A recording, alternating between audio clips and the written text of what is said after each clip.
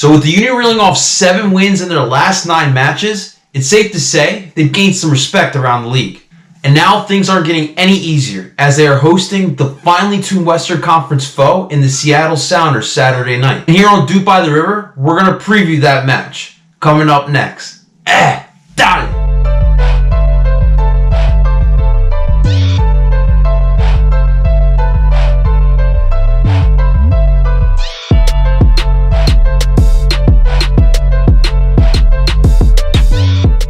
Welcome to DOOP by the River, the show where we follow everything Philadelphia Union, with me, at Parcero Philly.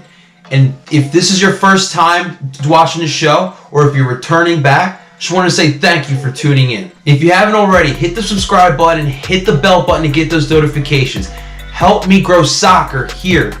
And as we mentioned, the Philadelphia Union are facing off against the Seattle Sounders Saturday night at Talon Energy. This is our first and only matchup against Seattle this season.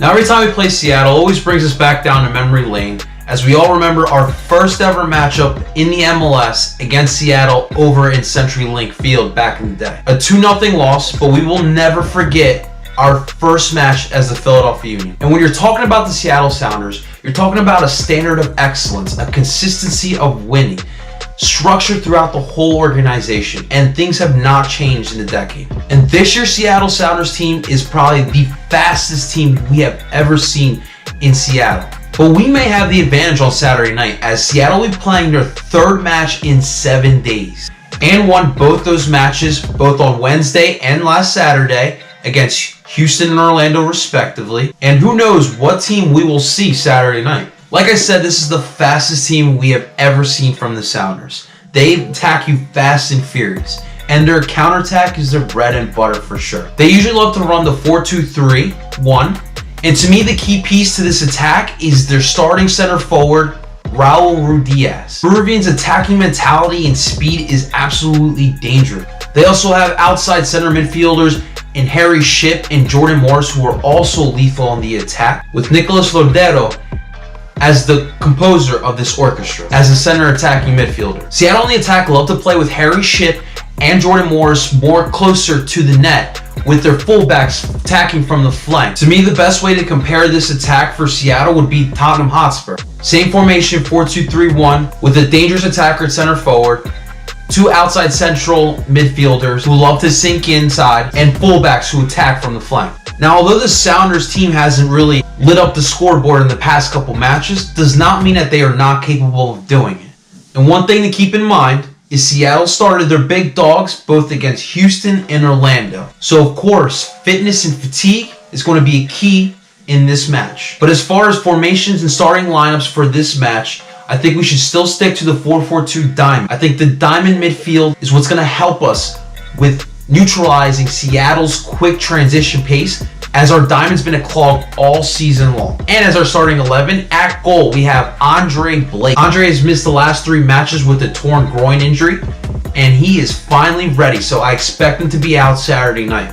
At our back 4, starting left to right, we have Kai Wagner, Austin Trusty, Jack Elliott, and Ray Gaddis, the same back 4 we've seen for most of the season. In our midfield, starting left to right again, at the left shuttle midfielder, Brandon Aronson. At that center defensive midfielder, our 6th role, Jamiro Monteiro. At the right shuttle midfielder, Alejandro Bedoya. And at the tip of the diamond, Marco Fabian. Now, I said that this is the midfield we should have used in the last match against Toronto. But with the uncertainty of Brandon Aronson's health, we had to stick with using Harris Meduni. But like I mentioned, the speed of Seattle, we have to match that. And I think we have to put the quickness of Jamiro Monteiro and Brandon Aronson in the same midfield. And I think this is going to be a great opportunity for us to see the versatility of Jamiro Monteiro. And may I add, just signed a contract extension to stay in Philadelphia. And Marco Fabian.